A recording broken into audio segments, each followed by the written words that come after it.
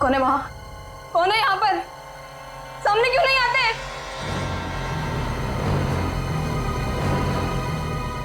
बस बहुत हो गया, बंद करो ये खेल, बंद करो ये खेल।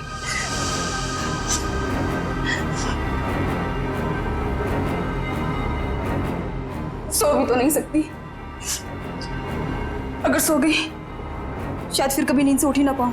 जूही, श्रुति तुमसे कितनी बार कहा है कि दरवाजा खटखटा के अंदर आया करो। ओ हेलो मैडम, ये गर्ल्स हॉस्टल है, किसी ऑफिस की बॉस का केबिन नहीं है। तुम नहीं समझोगी। जूही, क्या हुआ तुम्हें? इतनी चिड़चिड़ी और उखड़ी उखड़ी क्यों लग रही हो?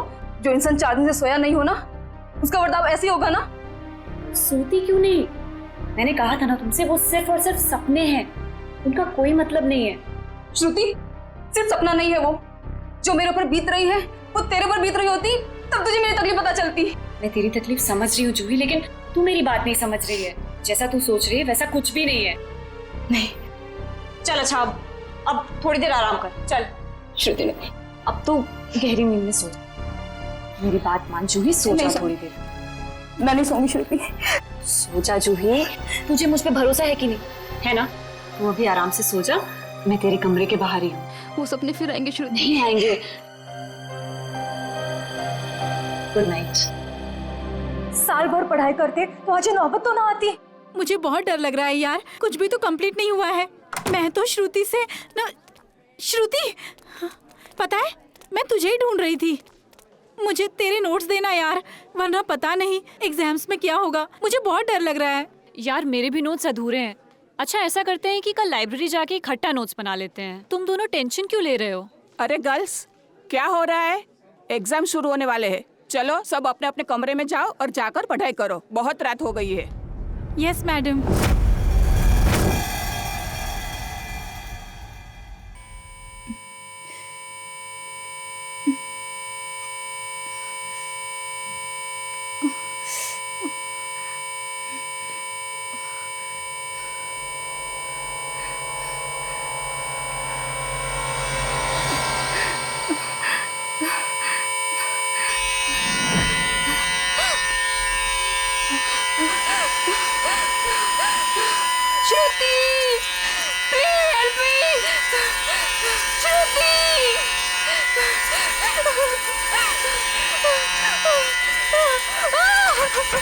ये दरवाजा क्यों बंद है?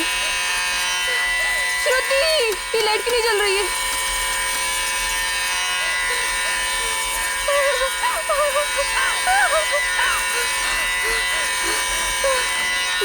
ये खिड़की क्यों जाम है?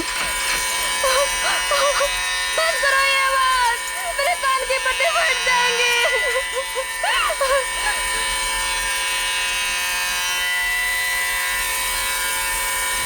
ये धुआं कहाँ से आ रहा है?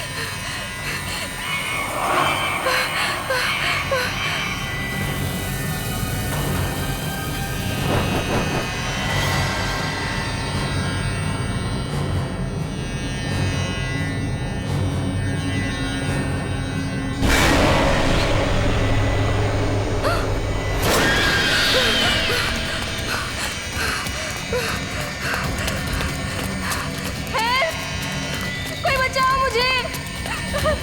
हेल्प! कोई है? बचाओ! Please help me! कोई है? कोई बचाओ मुझे! मत मारो मुझे! मत मारो! मत मारो मुझे! मत मारो!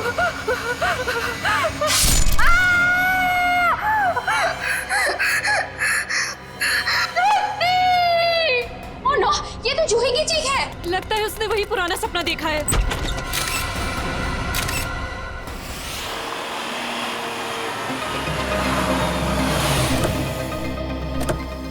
आश्रया, क्या पता चला? सर, मरने वाली का नाम जूही है। वैसे भोपाल से है, मगर यहाँ MBA की पढ़ाई के लिए आई थी। सर, लगता है जब वो सो रही थी उस वक्त किसी ने चाकू मार के उसका खून कर दिया। श्रेया, ये जूही का कमरा कहाँ है? सर ऊपर। सर एक और बात, जब उसका खून हुआ उस वक्त उसके कमरे में और कोई भी नहीं। ऐसा कैसे हो सकता है श्रेया? कोई ना कोई तो होना चाहिए। ऐसा जरूरी नहीं है सर, इस तरह की मौतों में कई बार आत्माओं का हाथ होता है। प्लीज, ACP सर मुझे पहले ही बता चुके हैं आपकी इन कहानियों के बारे में। बेहतर होगा कि इन मर्डर केसेस के साथ ये आत्माओं की कहानियां ना जोड़ें। प्लीज, समझ गए? यही कमरा है? Yes sir. आइए। एक्सक्यूज मी, प्लीज एक सेकंड, एक्सक्यूज मी।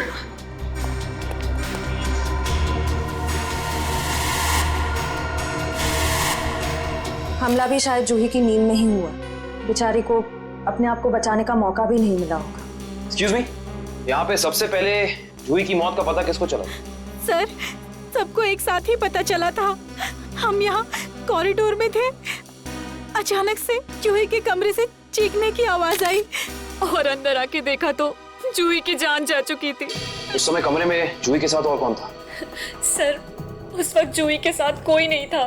देखिए, आप लोग दोबारा याद करने की कोशिश कीजिए। हो सकता है कोई ऐसा जो उस वक्त भाग निकला हो। सर, भागने का तो सवाल ही नहीं उठता, क्योंकि डोर बाहर से बंद था और वो अंदर से।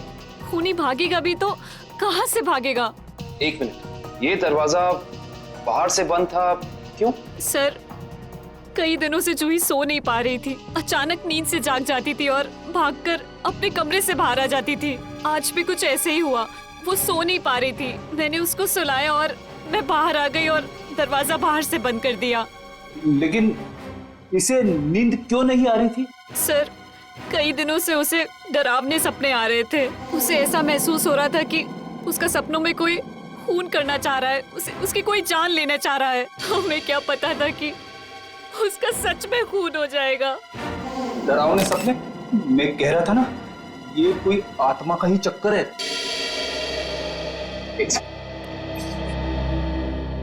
आपको कितनी बार बताया है कि आत्माओं की बातें सबके सामने मत किया करिए। वो लोग क्या सोचेंगे सीआईडी के बारे में? सॉरी। अच्छा, आप अभी कह रही थी कि जूही को डरावने सपने आते थे। कभी उसने आप लोगों के साथ कुछ शेयर किया कि उसे किस चीज के सपने आते हैं? कुछ भी? सर, उस ड्रॉर में जूही का स्केच बुक है। उस ड्रॉर में? जी सर। Sketch book? ये बुक? जी सर। ये चाकू? सर, ये वही चाकू है जिसे लेकर कोई उसका पीछा करता था सपनों में, उसे मारने के लिए। ये देखो, ये चाकू बिल्कुल ऐसा ही है जिससे जूही का कत्ल हुआ। हाँ सर। ये सारी ड्राइंग्स जो हैं इस बुक में, ये क्या जूही अपने सपने में देखती थी? जी सर। सर, लगता है ये किसी अंदर वाले का ही काम है, जो कमरे के अंदर आसानी से आ सकता हो और जिसे जूही के सपनों के बारे में पता हो।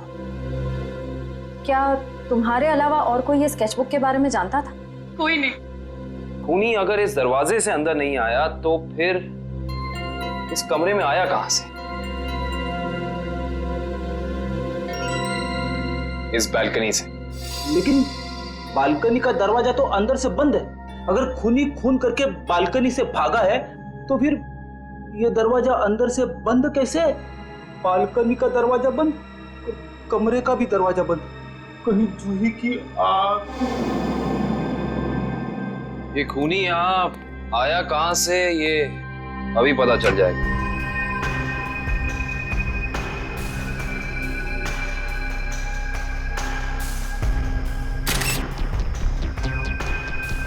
ये देखो, जूते के निशान। हो ना हो खूनी इसी बालकनी से चढ़कर आया। लेकिन बालकनी का दरवाजा तो अंदर से बंद था, तो फिर खूनी यहाँ ऊपर चढ़ के कमरे के अंदर आया कैसे होगा? ये भी पता चल जाएगा फ्रेडी जी। बस एक बार जूही के मौत के कारण पता चल जाए, कुछ तो होगा, कोई सबूत कुछ तो होगा। इधर देखो, ये पाइप, इसी वाटर पाइप से चढ़कर खूनी इस बालकनी तक आया है। यहाँ के वॉचमैन से मिलना पड़ेगा। माफ कर दिए साहब, गलती हो गई। इसे गलती कहते हो तुम? एक इंसान गर्ल्स हॉस्टल की बालकनी में चढ़ जाता है, अंदर कमरे में जाके खून कर देता है और तुम्हें कुछ पता भी नहीं चला। बस साहब, 15 मिनट के लिए मेरी आंख लग गई थी। मैं सपने में भी ऐसा नहीं सोच सकता था कि उस दौरान ऐसा कुछ हो जाएगा। तुम्हारी 15 मिनट की लापरवाही की वजह से एक लड़की की जान चली गई। उसकी जिंदगी लौटा सकते हो तुम?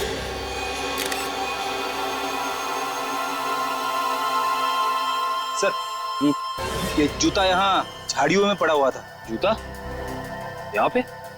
हो ना हो, ये जूता उसी खूनी का है। सर ये तो किसी आदमी का जूता लगता है। यानी बालकनी में जो इंसान चढ़ा था वो कोई आदमी था? सुनो, इस जूते को पहचानते हो? नहीं साहब। दोबारा याद करके बताओ, सही से याद करो। कोई इंसान यहाँ आया था जिसने ये लाल जूता पहना था? मैंने नहीं देखा, शायद अंजलि मैडम ने देखा हो, वो हमेशा रिसेप्शन पे बैठती है। ये अंजलि मैडम को बुलाओ, जाओ। जी सर। अगर ये जूता यहाँ है तो कुछ और भी जरूर होगा, ढूंढते हैं।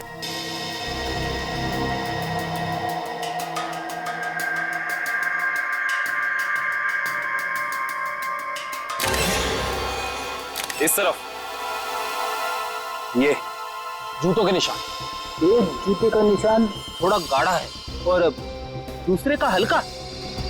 ये वाला गाढ़ा है। इसका तो एक ही मतलब है, ये जूता जिसका भी है वो इंसान लंगड़ा के चल रहा था। वो लंगड़ा के इसलिए चल रहा था क्योंकि जब वहां बैल्कनी से वो नीचे आया उसे चोट लग गई, फिर वो यहां से भागा और यहाँ पे जूता रह गया। हाँ साहब, मैं ही अंजलि हूँ। आपने मुझे बुलाया? जी अंजलि जी, हमें आपसे कुछ सवाल पूछने थे। जी। अंजलि जी, आपने इस लाल जूते को देखा? मेरा कहने का मतलब है किसी इंसान को इसको पहनकर यहाँ आते हुए देखा, लंगड़ाते हुए? हाँ साहब, मैंने देखा था। मनीष लंगड़ाते हुए जा रहा था। मनीष? ये मनीष कौन है? जूही का दोस्त है। अंजलि जी, जब वो यहाँ आया, ये गर्ल्स हॉस्टल है राइट, आपने उसको रोका नहीं? मैंने उसे रोका पर वो रुका ही नहीं। और क्या? मनीष अक्सर जूही से मिलने हॉस्टल आया करता था, पर कुछ दिनों से उन दोनों के बीच में अनबन चल रही थी। किस बात को लेकर अनबन चल रही थी? मुझे उस बारे में कुछ पता नहीं। कोई बात नहीं, अब तो इस बारे में हम मनीष से ही पूछ लेंगे।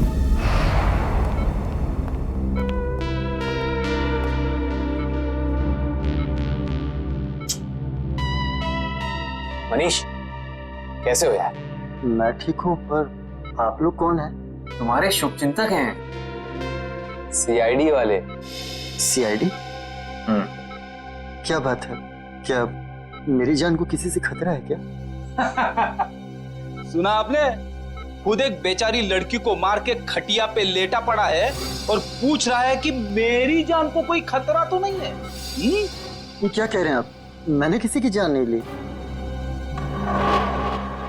मनीष, ये पाँव में चोट कैसे लगी तुम्हें? वो मैं सड़क पार कर रहा था तो एक बाइक वाले ने टक्कर मार दी मुझे। सड़क पार कर रहा था बेचारा, टक्कर मार दी? वैसे ये हादसा हुआ कहाँ? एमआई रोड पे, जीपीओ के सामने। जीपीओ के सामने? तभी तो। वैसे अगर ऐसा था तो ये लाल रंग का जूता जो तुम्हारा है, हमें पता है जीपीओ के सामने मिलना चाहिए था। पर कमाल की बात देखो, ये जूता हमें सुर्णिमा गर्ल्स हॉस्टल के बाहर मिला। कैसे? मेरा जूता वहां कैसे पहुंचा? देखो मनीष, हमसे झूठ बोलकर कोई फायदा नहीं है। सच निकालने के और कई तरीके आते हैं। बेहतर होगा हमें सब सच बता दो। क्यों मारा तुमने जूही को? क्या जूही की मौत हो गई? खून हो गया उसका। क्यों गए थे तुम वहां? देखिए, मैं जूही के बालकनी में गया जरूर था, लेकिन मैंने जूही को नहीं मारा। इतनी रात को तुम वहां क्या करने गए थे मनीष? मुझे उससे बात करनी थी। ऐसी कौन सी बात थी जो तुम दिन के उजाले में नहीं कर सकते थे, जिसके लिए तुम्हें रात के अंधेरे का सहारा उठाकर चोरों की तरह पाइप से चढ़कर उसकी बैल्कनी तक जाना पड़ा? मैं उससे माफी मांगना चाहता था। दरअसल मैंने उसके दोस्ती को प्यार समझने की गलती की थी, लेकिन जब मैं वहां पहुंचा तो मैंने देखा कि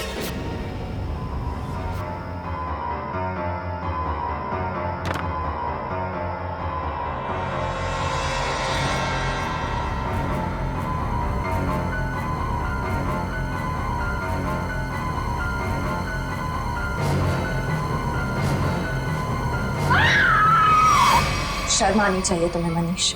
उसकी मदद करने की बजाय तुम वहां से भाग गए। यही है तुम्हारा प्यार? अगर किसी ने वहां मुझे देख लिया होता तो इल्जाम तो मुझे पर आता ना। देख तो तुम्हें लिया ही था। अंजलि जी ने तुम्हें रोकने की कोशिश भी की पर तुम रुके नहीं। ये सब छोड़ो, हमें ये बताओ कि जब तुम वहां थे तो उस वक्त कमरे में और कौन था? मैंने वहां किसी को नहीं देखा। हेलो क्या? एक और खून? कहाँ पे?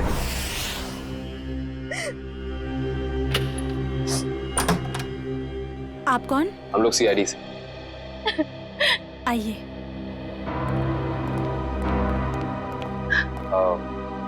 आप कल की जी है ना? जी मैंने ही आपको फोन किया था। मेरी सहेली मीरा का खून हो गया है। उसकी लाश ऊपर उस कमरे में पड़ी है।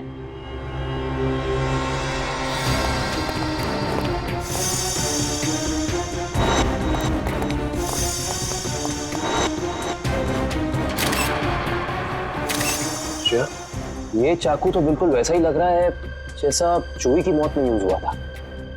हाँ सर, लगता है किसी सीरियल किलर का काम। सीरियल किलर का भी हो सकता है और किसी ऐसे इंसान का भी जो दोनों जूही और मीरा को जानता है।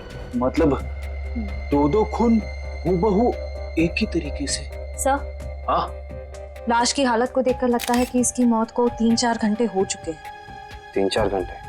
लेकिन श्रेया, जूही की मौत को भी तो 3-4 घंटे ही हुए हैं। एक खूनी एक ही वक्त पे दो जगह पे कैसे हो सकता है? मैं तो कह रहा हूँ जरूर ये किसी आत्मा का ही चक्कर है। रेडी प्लीज, ये किसी आत्मा का चक्कर नहीं है। ये उस खूनी के किसी साथी या रिश्तेदार का चक्कर भी हो सकता है। लगता है इस जुर्म में एक से ज्यादा लोग शामिल हैं। लेकिन कैसे? कैसे हो सकता है? इस कमरे की सारी खिड़कियां, सारे दरवाजे अंदर से बंद हैं। और यहाँ पे कोई बालकनी भी नहीं है उस हॉस्टल की तरफ। तो फिर वो खूनी इस कमरे में आया कैसे? इस कमरे की तलाशी लो, कोई ना कोई सुराग जरूर मिलेगा। श्रेया, इसकी फोटो एल्बम और फोन डायरीज चेक करो। हो सकता है जूही और मीरा के बीच में कोई ना कोई कनेक्शन मिल जाए हमें। सर, रेडी, एम्बुलेंस को फोन करो बॉडी ले जाने के लिए। मुझे नीचे इसकी दोस्त से कुछ सवाल पूछने हैं।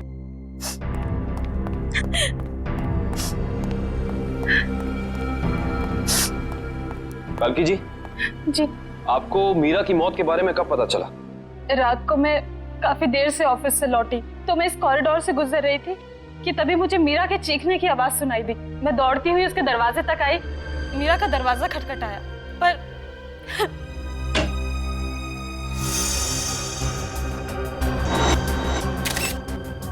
फिर क्या हुआ? मेरा मतलब जब आप यहाँ आई तो ये दरवाजा खुला था कि बंद था? दरवाजा बंद था तो मुझे वॉचमैन को बुला के दरवाजा खुलवाना पड़ा। कल्की जी, जब आप यहाँ पे आई तो आपको यहाँ इस घर में कोई भी निकलते हुए यहाँ से दिखा, भागते हुए दिखा? नहीं।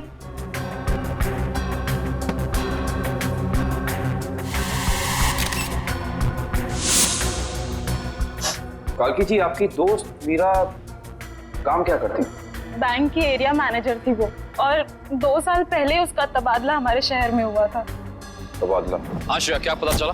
सर, मरने वाली का नाम जूही है। वैसे भोपाल से है मगर यहाँ MBA की पढ़ाई के लिए आई थी। क्या ये तबादला भोपाल से यहाँ हुआ? जोधपुर से। पर क्यों सर? आपकी दोस्त मीरा किसी जूही नाम की लड़की को जानती थी? जहाँ तक मुझे पता है सर, इस नाम की तो उसकी कोई दोस्त नहीं थी। दोस्त नहीं तो कोई रिश्तेदार? क्योंकि कुछ घंटे पहले एक 21 साल की लड़की का बिल्कुल इसी तरीके से खून हुआ। उस लड़की का नाम जूही था और ये उसकी तस्वीर है। क्या आप जानती हैं इसे? नहीं। आप जानती?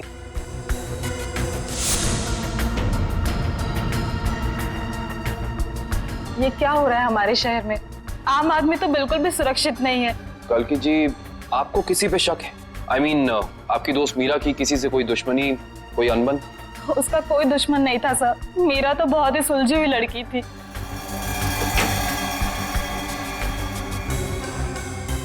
अच्छा, ये तस्वीर देखिए। इस आदमी का नाम मनीष है। क्या आप इसे जानती हैं? नहीं सर। सर, आशा, मैंने मीरा के सारी डायरीज, सारे एल्बम्स चेक किए। मीरा और जूही के बीच कोई कनेक्शन नहीं है, कोई संबंध नहीं है। कोई ना कोई संबंध तो जरूर है, वरना ये खूनी सिर्फ इन्हीं दोनों लड़कियों को निशाना क्यों बनाएगा? कुछ तो है जो हमें समझ नहीं आ रहा है। कल्की जी, क्या कुछ दिनों से मीरा किसी बात को लेकर परेशान थी? हाँ सर, कुछ दिनों से उसे डरावने सपने आ रहे थे। डरावने सपने? मीरा को भी डरावने सपने आ रहे थे? हाँ सर, बस कहती रहती थी कि उसका कोई खून करना चाहता है।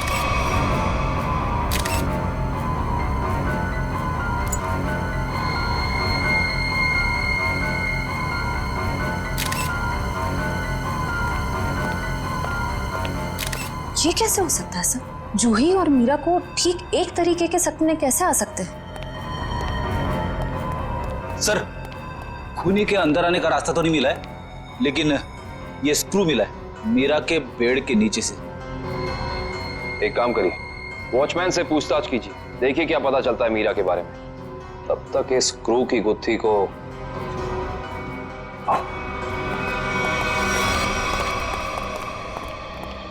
करण, रेडी को ये स्क्रू कहाँ मिला था? सर वहां उधर। इधर ये स्क्रू हाँ आया कैसे होगा? हाँ ले आओ, संभाल के। इश्ता, श्रेया,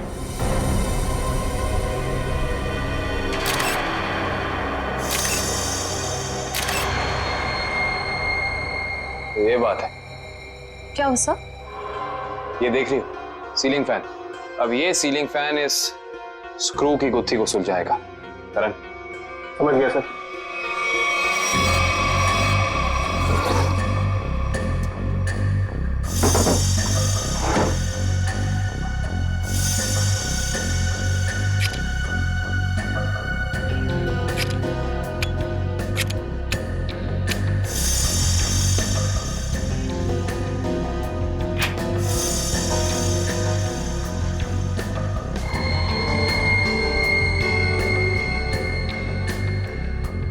फैन को उल्टा करो।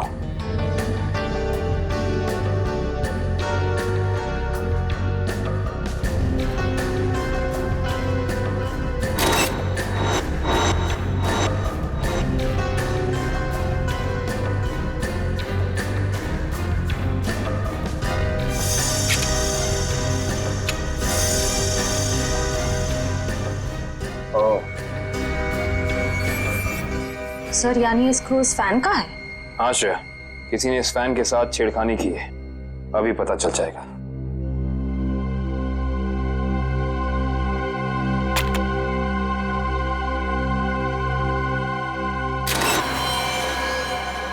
ओह माय गॉड, तो ये बात है, मतलब चाकू इसके अंदर था। इसके अंदर से इस मैकेनिज्म के जरिए चाकू सीलिंग से नीचे गिरा मीरा के पेट में और उसकी मौत हो गई। अब समझ में आया, ये कारण है जिस वजह से खूनी इस कमरे में नहीं था। उसकी जरूरत ही नहीं थी, उसका काम तो ये सीलिंग फैन कर रहा था। इसका मतलब जूही के कमरे में भी बिल्कुल ऐसा ही सीलिंग फैन होगा जिसके अंदर सेम मैकेनिज्म फिट होगा। वहां भी चाकू सीलिंग से गिरा और जूही की मौत हो गई। सर हो सकता है खूनी ने रिमोट कंट्रोल के जरिए इस चाकू को कंट्रोल किया हो सकता है। और सवाल ये है श्रेया कि खूनी को कैसे पता चला कि सही वक्त रिमोट बटन दबाने का कौन सा था? हाँ सर, क्योंकि ना तो हमें मीरा के कमरे से कोई कैमरा मिला, ना ही जूही के कमरे से, जिससे ये पता चले कि खूनी दोनों लड़कियों पर नजर रख रहा था। वो भी पता चल जाएगा इस सीलिंग फैन के चाकू के मैकेनिज्म के जरिए। क्या ये मीरा और जूही, इन दोनों के बीच में कोई ना कोई संबंध तो जरूर है, कोई ना कोई संबंध तो जरूर है। मगर सर दूर दूर तक इन दोनों के बीच कोई संबंध नजर तो नहीं आ रहा। इन दोनों के उम्र में बहुत फर्क है, उनके रहन सहन, तौर तरीके, ये जूही का कॉलेज और मीरा के काम करने की जगह, आपस में कहीं भी कोई तालमेल नहीं है सर। सर हाँ सर, वो फैन और चाकू का मैकेनिज्म रेडी है। चलो देखते हैं।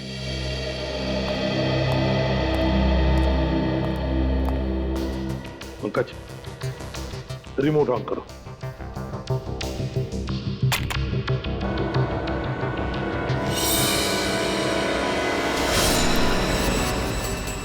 मतलब जैसे ही रिमोट का बटन दब गया, इस फैन के मैकेनिज्म के अंदर जो इंफ्रारेड लाइट थी वो ऑन हो गई, लॉक खुल गया और उसकी वजह से ट्रिगर ऑन हो गया। ट्रिगर ऑन होने से इसके अंदर जो छुपा के रखा था चाकू, वो सीधा नीचे गिर गया, सीधे उसके शरीर के अंदर जो फैन के नीचे सोया हुआ था। मगर दया, एक बात है, ऐसे मैकेनिज्म की जो रिमोट होते हैं, वो रिमोट ज्यादातर 50 मीटर की दूरी के अंदर ही काम कर सकते हैं। तो फिर जरूर जहां पर मीरा और जूही रहती थी उसके आसपास ही ये आदमी खड़ा था। जिसने भी ये किया है वो 50 मीटर की दूरी के अंदर ही खड़ा था। वहां से उसने रिमोट चलाया और खून कर दिया मीरा और जूही का। और फिर वो सपने वो एक जैसे सपने जो मीरा और जूही दोनों की नींद में आते थे, ऐसे सपने तो जानबूझकर ही डाले जा सकते हैं, प्लान करके डाले जा सकते हैं, मगर उसके लिए जरूर कोई तो ट्रिगर होना चाहिए। सर, हाँ, जूही के कमरे में लगे पंखे में भी ठीक ऐसा ही मैकेनिज्म मिला है। और तो और जूही और मीरा दोनों के कमरों में एक हफ्ते पहले इलेक्ट्रिकल वायरिंग का कुछ काम हुआ था। जूही और मीरा दोनों के घर में, दोनों के कमरों में एक हफ्ते पहले इलेक्ट्रिकल वायरिंग हुई थी। कहीं ऐसा तो नहीं कि ये वही इलेक्ट्रीशियन है जिसने दोनों के घरों में इलेक्ट्रिकल का काम कर दिया और फिर खून भी उसी ने किया? पता लगाना पड़ेगा इस इलेक्ट्रीशियन के बारे में।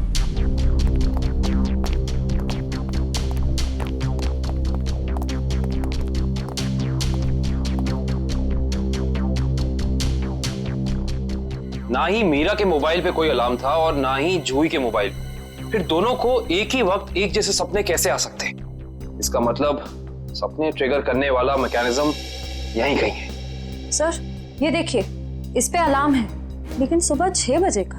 6 बजे का? पर मीरा की मौत तो 3 बजे हुई थी, तो सपने शुरू करने का ट्रिगर लगभग 1 या 1.5 के बीच का होना चाहिए। यह भी तो हो सकता है कि किसी ने मीरा को सम्मोहित कर दिया। ऐसा नहीं हो सकता फ्रेडी, क्योंकि अगर ऐसा होता तो मीरा के दिन भर का हाव भाव, चाल चलन सब प्रभावित होता, पर ऐसा नहीं हुआ। नहीं, कुछ है यहाँ जो हम अभी तक देख नहीं पा रहे। ढूंढो, यही है।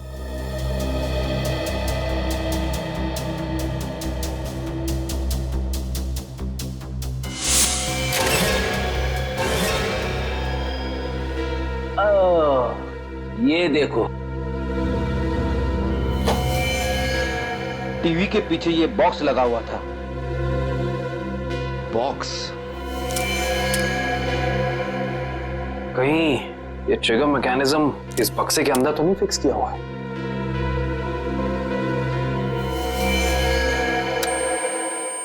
अरे अलार्म बंद करो, ये आवाज मेरे कान के पर्दे फटा ली। सर, कौन सी आवाज? यहाँ कोई अलार्म नहीं बज रहा है। अरे इतने जोर से बज रहा है, सुनाई नहीं दे रहा है। बंद करो।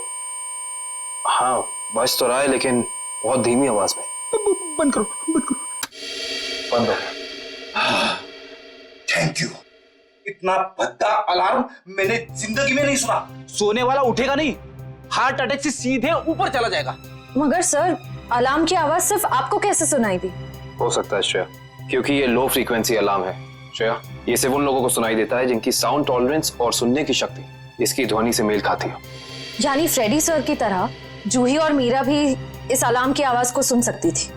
वो ये बात नहीं जानता था। उसने इस ध्वनि का इस्तेमाल सिर्फ उनके दिमाग को कंडीशन करने के लिए किया, ट्यून करने के लिए, ताकि उन्हें वो डरावने सपने दिखा सके।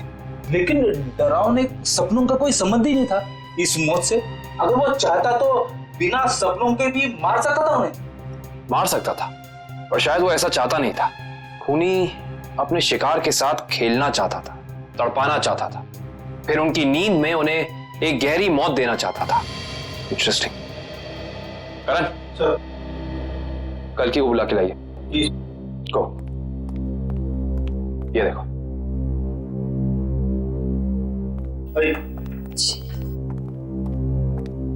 आइए।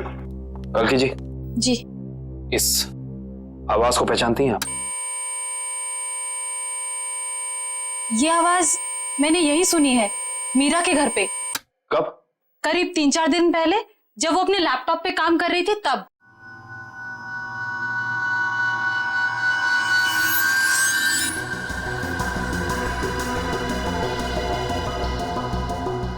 आपको मीरा के लैपटॉप का पासवर्ड पता है? नहीं सर।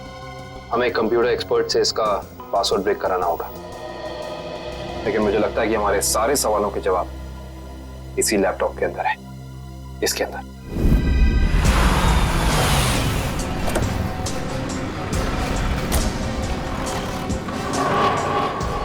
भाई साहब, हम लोग सीआईडी से। सीआईडी से? क्या हुआ साहब? हमें पता लगा है कि पिछले हफ्ते आपका एक इलेक्ट्रिशियन वायरिंग करने के लिए इस एड्रेस पे गया। हाँ साहब, गया तो था, पर हुआ क्या?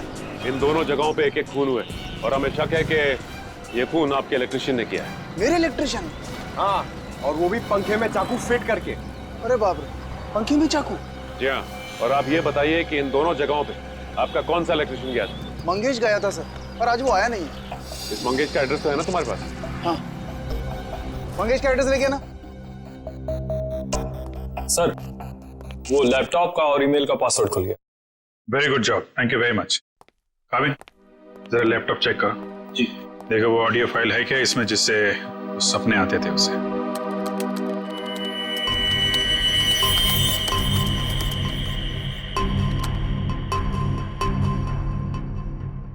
सर, इस कंप्यूटर में कोई ऑडियो फाइल नहीं है। हाँ, लेकिन मीरा के ईमेल अकाउंट में एक वीडियो फाइल दिख रही है। Video file? खोलो खोलो इसे जरा।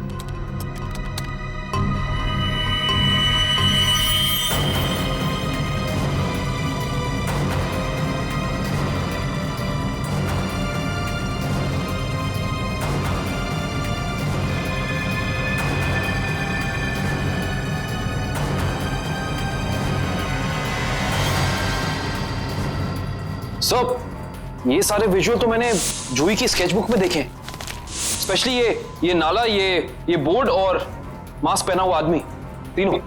इसका मतलब खूनी ने जूही और मीरा दोनों को चेतावनी भेजी थी। उन लोगों को हमारे पास आना चाहिए था मदद मांगने।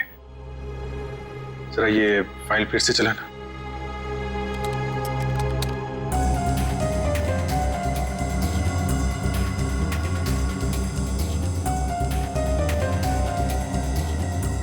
Boss boss boss, Banjara road जो शहर के पश्चिमी हिस्से में है ना? Yes sir. मतलब जो कुछ हुआ है बंजारा रोड पे ही हुआ है। क्या? ठीक है, ओके। सर, उस इलेक्ट्रिशियन मंगेश का जो पता मिला था वो नकली है सर। कोई बात नहीं, स्केच बनवाओ उसका और अपने डेटाबेस में चेक करो। बंजारा रोड, वहां जाके देखना पड़ेगा। सब लोग बाहर ध्यान रखना।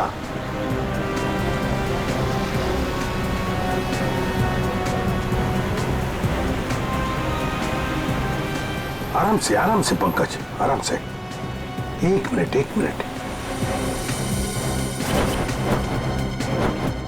यह है ना एक सूखा नाला है और वो रहा पेड़। सूखा नाला और उसमें वो पेड़। जरा आगे चलकर देखते हैं।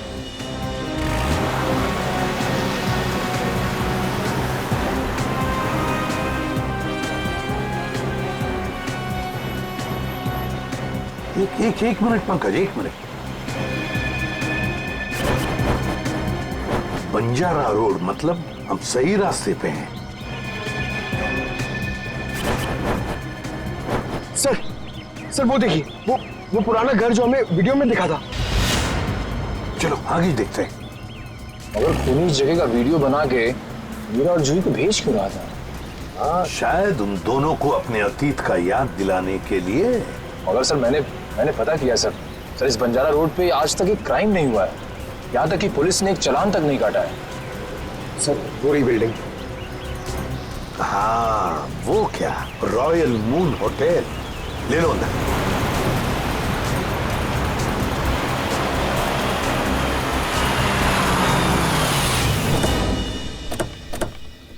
हाँ, इलेक्ट्रिशियन का स्केच मैच नहीं हो रहा है तो कोई बात नहीं, ठीक है।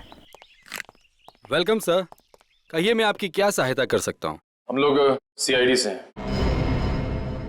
दरअसल एक केस के सिलसिले में कुछ पूछताछ करनी थी आपसे।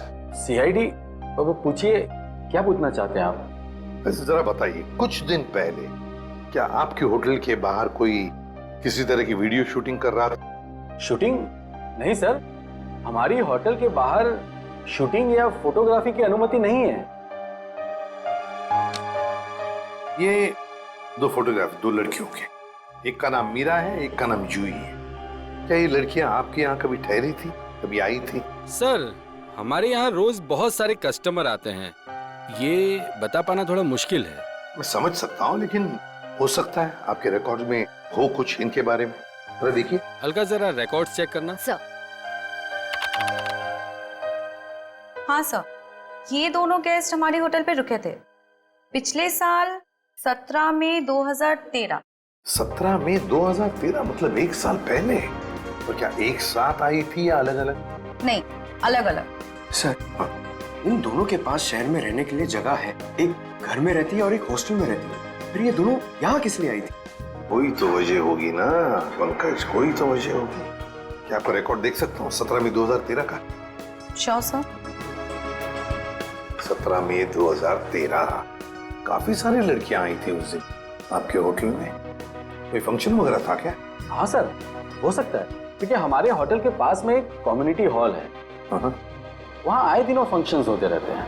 अच्छा, कस्टमर का नाम रवि, 5 टैक्सीज बुक की थी उसने, 5।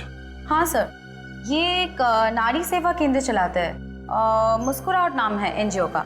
और वो अभी भी इसी होटल में ठहरा हुआ है सर। रवि इस वक्त आपके होटल में ठहरे हैं? पास वाले कम्युनिटी हॉल में जो फंक्शन चल रहा है, रवि का ही एनजीओ का फंक्शन हो सकता है। रवि सर, मैं आपका जितना भी शुक्रिया अदा करूं उतना कम है। आप सोच नहीं सकते, ड्रग्स के नशे से मुक्ति मिलने के बाद मैं जिंदगी के ऐसे ऐसे रंग देख रहा हूं जिन्हें ड्रग्स के नशे ने अंधकार में डाल दिया था। वेरी गुड मिश्रा, लेकिन इसमें मुझे शुक्रिया कहने की कोई जरूरत नहीं। ये सब तुम्हारे धैर्य और दृढ़ इच्छा शक्ति का कमाल है। हाँ, लेकिन अब उस सफेद जहर को कभी पलट कर भी देखना मत। हाँ, ओके सर।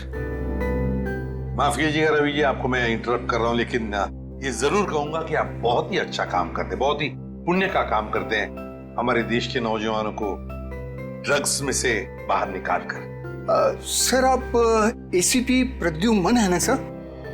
जी हाँ, मैं एसीपी प्रद्युमन। सर, हमने बहुत किस्से पढ़े हैं सर आपके बारे में, और तभी से आपसे मिलना चाहता था सर, लेकिन अब आपसे बैठेंगे सर प्लीज। सर, क्या लेंगे सर आप? चाय, कॉफी, कुछ? एक ठंडा लेमन आइस टी। जी, ठंडा लेमन आइस टी तो नहीं मिलेगी, साधारण चाय चलेगी। रवि जी, हमें कुछ नहीं चाहिए, कुछ नहीं चाहिए, थैंक यू वेरी मच। बस एक जरूरी काम है आपके पास। 2 लड़कियों के बारे में हम कुछ इंफॉर्मेशन चाहते हैं। अब कौन सी 2 लड़कियां सर? ये जूही और ये मीरा, क्या आप बता सकते हैं कि पिछले साल ये दोनों आपके इस एनजीओ में आई थी? जूही और मीरा? हाँ सर, ये सर आई थी दोनों यहाँ पर। एक्चुअली सर, इन्हें भी ड्रग्स के नशे की बुरी लत पड़ गई थी सर, इसलिए ये दोनों आई थी यहाँ हमारा सेमिनार अटेंड करने के लिए। लेकिन सर, इस बात को तो करीब 1 साल हो गया है। अब इनके बारे में पूछताछ। इन दोनों लड़कियों का खून हुआ है। क्या खून हो गया? लेकिन सर, कैसे, किसने किया सर? बस वही पता लगाना है, इसलिए हम चाहते हैं कि अगर आपको इन दोनों के बारे में कोई खास बात मालूम हो, कोई यादें हो आपके पास इनके बारे में, तो मदद हो जाएगी हमारी तहकीकात करने में। कोई खास बात इस वक्त तो याद। हाँ सर, याद है सर, एक लड़की थी मोनिका, इन दोनों को उसकी चिंता बहुत सताती रहती थी सर। मोनिका? जी। क्या वो भी यहाँ आपके ड्रग रिहैबिलिटेशन सेंटर में आई थी? आई तो थी सर यहाँ पर, लेकिन वो ड्रग्स के खिलाफ अपनी लड़ाई जीत नहीं पाई सर।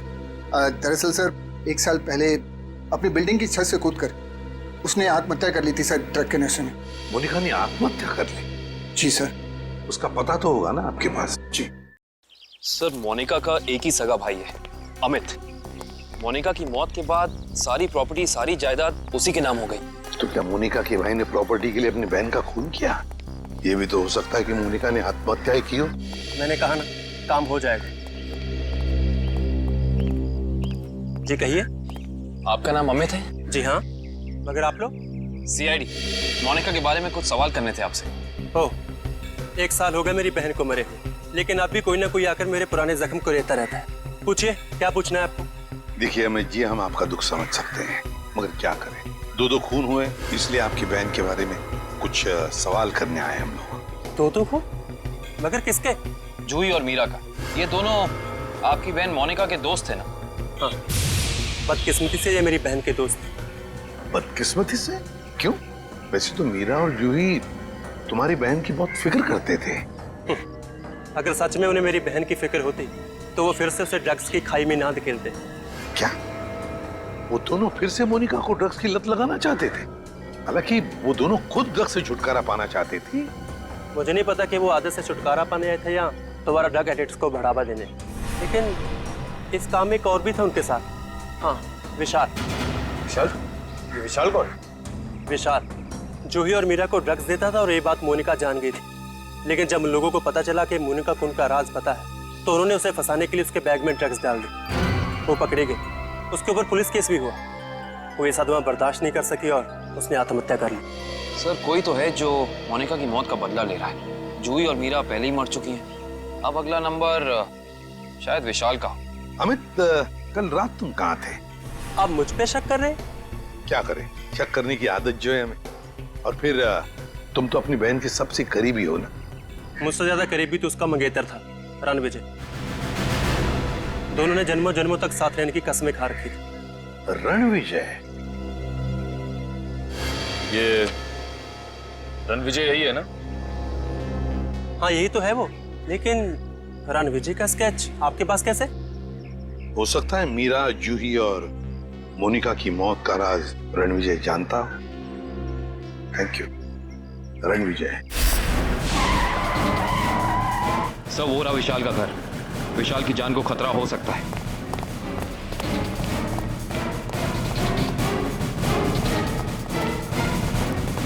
सर लगता है रणविजय पहले ही पहुंच चुका है।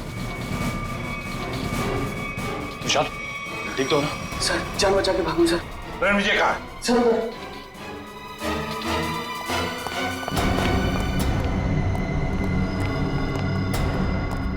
यहाँ तो कोई भी नहीं है। सर शायद यहाँ से भागा होगा।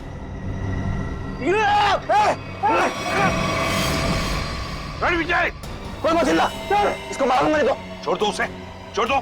देखिए वैसे तो मुझे सीआईडी वालों से काफी लगाव है, पर अगर सीआईडी ने मेरे साथ कोई होशियारी की ना तो ये बात मुझे अच्छी नहीं लगेगी। चाकू नीचे फेंक दो। फेंक दो चाकू। डरो मत, कुछ नहीं करूंगा तुम्हारे इस मोटू ऑफिसर को। मोटू मत बोल, टाइटिंग कर रहा हूं आजकल। देखो मुझे अपना काम करने दो। बेवकूफी मत करो, नहीं बच पाओगे तुम। अरे बचना किसको है, एक बार मैं इस विशाल को मार दूं, भले मुझे फांसी हो जाए, फिर मुझे मंजूर है। देखो रणविजय, ये सब करने से क्या मोनिका वापस आएगी? भले ही वापस ना है, लेकिन मेरे बदले की आग तो पूरी होगी। इन तीनों ने रातों की नींद उड़ा दी थी मोनिका की, इसलिए मैं भी इनके साथ वही कर रहा हूं। इन्हें तड़पा तड़पा कर मारूंगा मैं। देखो रणविजय, मोनिका के साथ जो कुछ भी हुआ ठीक नहीं हुआ। इन तीनों की वजह से बेचारी को जेल जाना पड़ा, बदनामी हुई। नहीं, रात रात भर सो नहीं पाती थी वो, बुरे बुरे सपने देखकर जाग जाती थी। ये विशाल ने मोनिका का बंजारा रोड पे पीछा किया था उसे मार डालने के लिए, इसलिए मैंने भी इन्हें पहले बुरे बुरे सपने दिखाए और अब मैं इन्हें मौत की नींद सुला रहा हूं। रणविजय, ये तुम क्या करने जा रहे हो? विशाल को उसके किए की सजा कानून देगा। अरे कानून का क्या गया, प्यार तो मैंने अपना खोया है ना।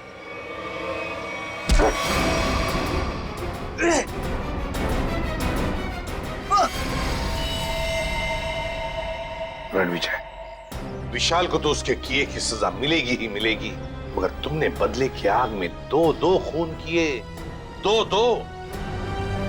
तुम्हें तो शायद फांसी ही होगी, फांसी।